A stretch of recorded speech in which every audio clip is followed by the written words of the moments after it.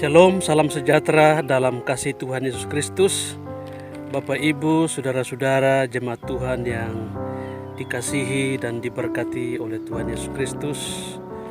Satu sukacita bagi kita semua jika sampai hari ini kita masih merasakan kasih dan kebaikan Tuhan dalam kehidupan kita.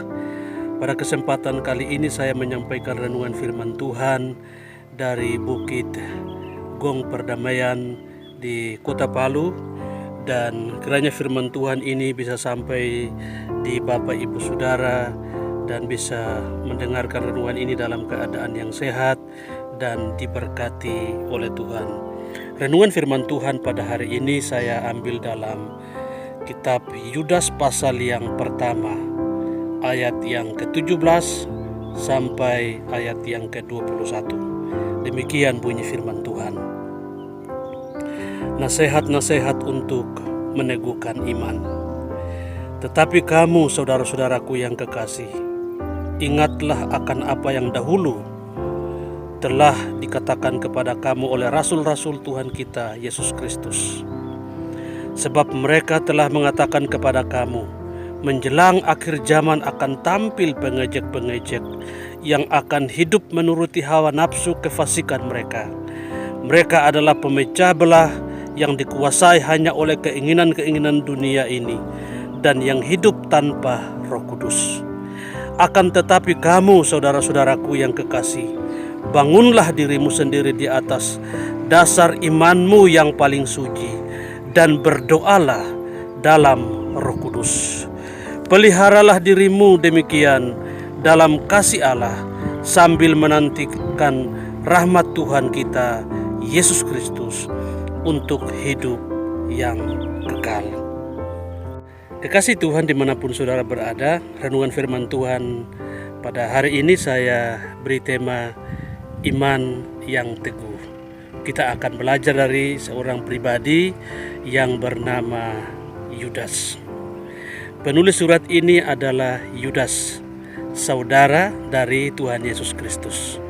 Dalam Matius 13 ayat 55 sampai 56 dijelaskan bahwa Yesus mempunyai beberapa saudara, yakni Yakobus, Yusuf, Simon, dan Yudas, serta memiliki saudara perempuan, tetapi Alkitab tidak menjelaskan siapa namanya dan berapa jumlah saudara perempuannya.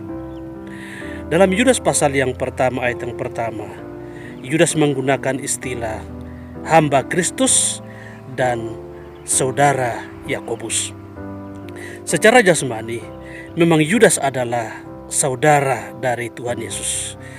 Tetapi secara rohani, Yudas adalah hamba Kristus.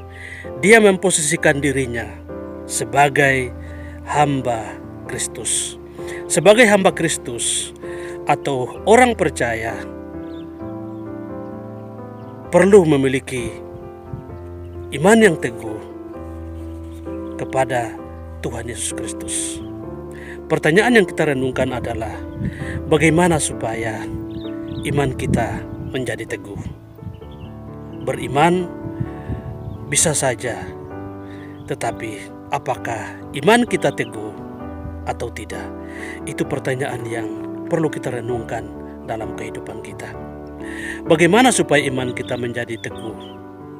Kita belajar dari Yudas. Poin yang pertama, tetap berjuang mempertahankan iman kita. Dalam ayat yang ketiga dan empat, firman Tuhan berkata, iman kita harus kita pertahankan dan butuh perjuangan untuk mempertahankan iman yang kita punya. Iman kita akan diuji dengan adanya nabi-nabi palsu, guru-guru palsu, dan ajaran-ajaran palsu. Akan membuktikan bahwa ketika kita berhadapan dengan guru-guru palsu, itu merupakan ujian bagi kita untuk membuktikan bahwa apakah iman kita teguh atau tidak. Untuk itu, waspadalah, jangan sampai kita menjadi lengah. Jangan sampai kita lupa bahwa kita perlu berjuang untuk mempertahankan iman kita.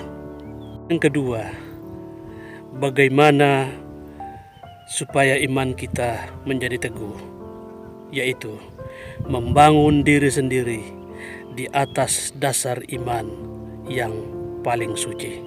Dalam ayat yang ke-20 dijelaskan bahwa setiap orang punya tanggung jawab untuk membangun imannya sendiri, merawatnya, memperhatikannya setiap saat dalam keadaan apapun. Yudas sendiri membangun hubungan rohani dengan Yesus. Dia memposisikan dirinya sebagai hamba Kristus.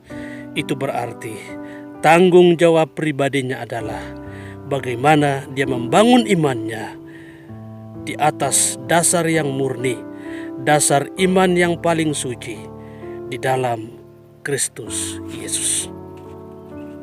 Dan poin yang ketiga, bagaimana supaya iman kita menjadi teguh, yaitu memelihara diri dalam kasih Allah. Dalam ayat yang ke-21, tanggung jawab kita sebagai orang-orang percaya adalah memelihara diri dalam kasih Allah.